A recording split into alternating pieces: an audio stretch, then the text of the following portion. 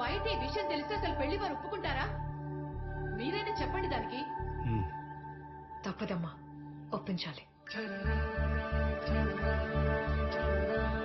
నువ్వేమని అనుకోరానా విక్రమ్, నేను ప్రాక్టికల్ గా మాట్లాడుతున్నాను, ఎమోషనల్ గా మాట్లాడుతున్నాను.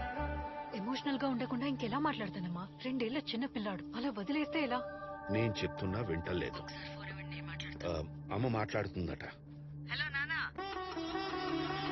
విక్రమ్, ఒకసారి మాట్లాడరా.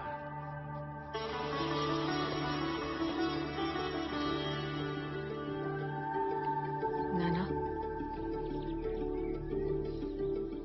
ఒక మాట ఇస్తే దానికి కట్టుబడి ఉండటం మీ దగ్గరే నేర్చుకున్నానన్నా.